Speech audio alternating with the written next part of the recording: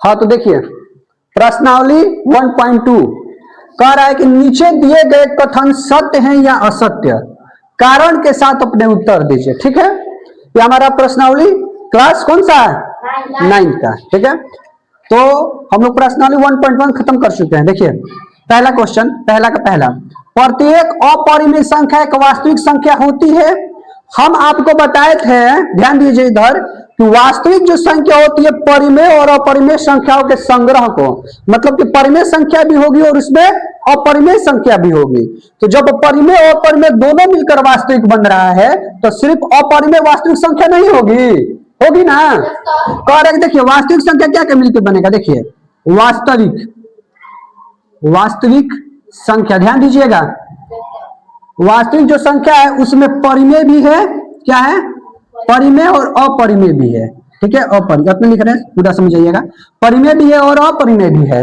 तो कह रहा है कि खाली अपरिमेय भी, अपरिमेय जो है वास्तविक संख्या है कि नहीं है, है।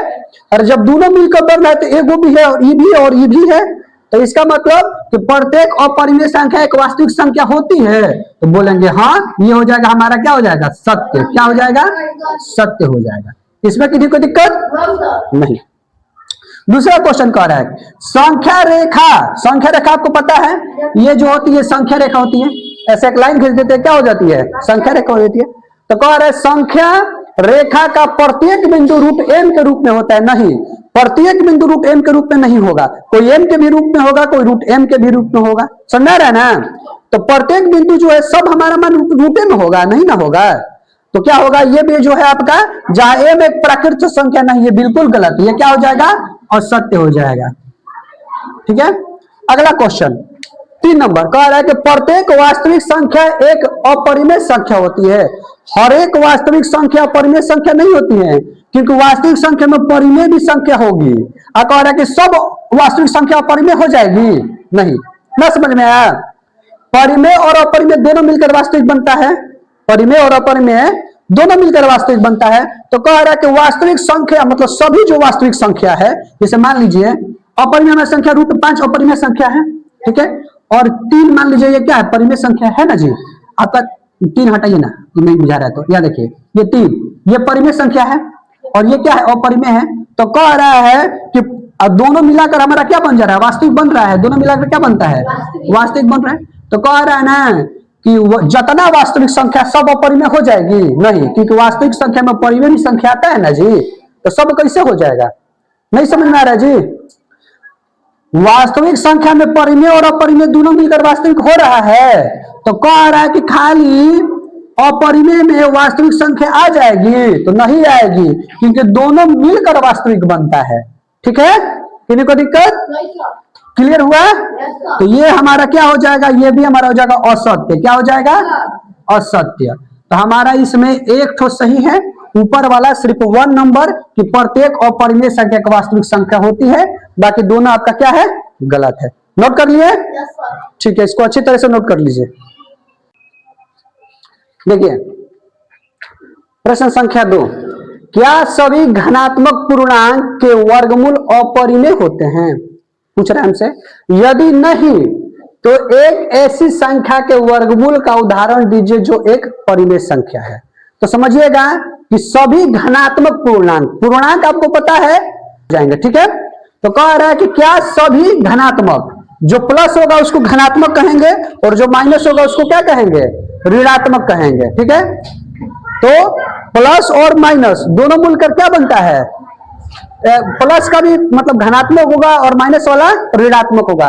तो कह रहा है क्या सभी धनात्मक पूर्णांक के वर्गमूल अपरिमेय होते हैं, तो नहीं, सभी धनात्मक पूर्णांक, जैसे मान लीजिए वर्गमूल, जैसे धनात्मक पूर्णांक हमारा हो गया 16, क्या हो गया 16, इसका वर्गमूल जो होगा वो हमारा क्या हो जाएगा, अपरिमेय हो जाएगा, नहीं होगा, होगा जी, नहीं होगा। तो बोल देंगे नहीं, क्या बोल देंगे, तो लिखेंगे नहीं, उत्तर हमारा लिखेंगे नहीं, सभी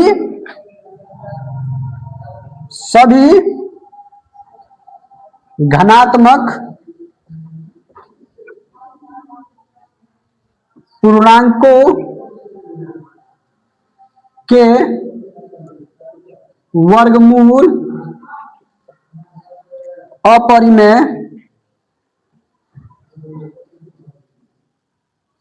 नहीं होते हैं, नहीं होते हैं। जैसे कहेगा तो जैसे हम लोग लिख लेंगे क्या, √16। जैसे √16 का क्या हो जाएगा 4, क्या हो जाएगा 4। तो हमको दिख रहा है कि √16 का काम निकालना तो कितना है 4 आया, 4 हमारा क्या है अपरिमेय है, परिमेय है। 4 क्या है परिमेय है। किन्हीं को दिक्कत हो सकता है 4 भी 4 के जगह 16 की जगह हम लोग लिख सकते हैं 4 लिख सकते हैं, इसका क्या हो जाएगा 2 हो जाएगा, ठीक है। और भी लिख सकते हैं, जितना मन करे आप जो भी मन करे लिखिए ना, 16 लिखिए, 4 लिखिए, और बोलिए क्या लिखते हैं 100 लिख दीजिए, 100 का क्या हो जाएगा 10 हो जाएगा। 121 लिख दीजिए, क्या हो जाएगा 11 हो जाएगा। तो ये सब आपको मतलब बहुत सारा नहीं, कहीं एग्जांपल कह रहा है ना कि एक ऐसी संख्या बताइए, कौ को बताना है 1, तो हम इतना आपको 4 को बता दिए, आप देख लीजिए, ठीक है। सब चारों उतार दीजिएगा आप लोग, ठीक है, कोई दिक्कत, जल्दी से नोट कीजिए। 3 नंबर क्वेश्चन कह रहे कि दिखाएं कि संख्या रेखा पर √5 किस प्रकार निरूपित किया जाता है, ठीक है। तो पहले हम लोग को लिखना होगा संख्या रेखा, पहले क्या बनाना होगा संख्या रेखा। तो हम लोग पहले संख्या रेखा बना लेंगे। तो आप लोग को संख्या रेखा बताया गया था 8th क्लास में, ऐसे एक लाइन खींच देंगे, ये हमारा क्या हो जाएगा संख्या रेखा हो जाएगा। बीच में हो जाएगा 0, बीच में क्या हो जाएगा 0, या हो जाएगा 1, क्या हो जाएगा 1, इधर 2 और इधर क्या हो जाएगा 3, ठीक है। इधर हो जाएगा -1, -2, -3। इसमें किन्हीं को दिक्कत, तो जब इतना लिख सकते हैं संख्या रेखा हम लोग लिख सकते हैं। तो अब कह रहे हैं कि √5, तो √5 का आप क्या निकालिएगा, इसको √5 को हटाइएगा, इसका रूट हटाइएगा। तो जब रूट हटाइएगा तो इसका मान होता है, आप लोग वैल्यू याद कर लीजिएगा, √5 का मान होता है, क्या मान होता है कि 2.236, ठीक है। √5 का मान होता है, √3 का मान होता है 1.732, ये वैल्यू होता है, ठीक है। √5 का √3 का बहुत पूछता है 9th क्लास में, अभी अलग अलग चैप्टर लिखवा तो दिए हैं। तो √5 का वैल्यू 2.236 और √3 का वैल्यू 1.732, ये होता है वैल्यू, इसको लिख लीजिए, ठीक है, ये पूछता है, ठीक है। तो देखिए √5 का कितना मान होता है 2.236, तो यहाँ देखिए 2 हो गया, 2.236, मतलब अगर आधा करेंगे तो 2.5 हो जाएगा। उससे पहले माने कि यहाँ पे, मतलब यहाँ पे हम किसको निरूपित कर सकते हैं √5 को, किसको निरूपित कर सकते हैं √5, यहाँ भी इसको बिठा सकते हैं। किसी को दिक्कत नहीं समझ में आया। √5 का जो वैल्यू है कहाँ होगा, तो यहाँ पे होगा। √5 का मान कितना होता है, तो 2.236 होता है, यानी कि प्लस में होता है। देखिए किस में होता है प्लस में, अगर आधा कर देते तो 2.50 हो जाता, 2.5 हो जाता। हमको आधा नहीं करना, आधा से कम है ना जी, आधा से कम है, माने कि 2.236, तो यही के आसपास इसका वैल्यू होगा। या हम लोग ऐसे करके, या इसको ऐसे ऐसे करके लिख सकते हैं √5, क्या लिख सकते हैं √5। इसमें किन्हीं को दिक्कत, तो यही आपको बनाना, ये आपका 3 नंबर क्वेश्चन खत्म हो गया, ठीक है। 3 तक बन गया है। 4 नंबर में क्या करना है कि 4 नंबर में हमको रचना करना है, क्या करना है रचना करना है। तो ये जो कक्षा के लिए एक क्रियाकलाप, ये रचना दिया गया है, तो ये आप खुद से कीजिएगा, ठीक है। घर पे कागज का शीट ले लीजिएगा, वैसे वैसे बनाइएगा, ये एग्जाम में आने वाला है नहीं, ठीक है। खुद से रचना कीजिए, खुद से इसको बनाइएगा, क्वेश्चन नहीं है। एक कागज ले लेना है, उसको वैसे लपेटना है जैसे कह रहा है, शीट तैयार करना है, रूप में काटना है जैसे कह रहा है, वैसे आप कीजिएगा इसको। और ये बनानी है, बनाना अब इसको नहीं है। हम लोग नेक्स्ट में पढ़ेंगे क्या, हम लोग पढ़ेंगे प्रश्नावली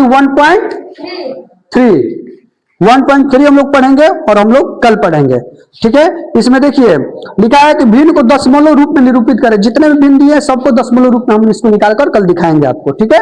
तब तक के लिए आप लोग घर पे बनाइएगा, प्रैक्टिस कीजिएगा, कहीं दिक्कत होगा तो हमसे पूछ लीजिएगा। जय हिंद।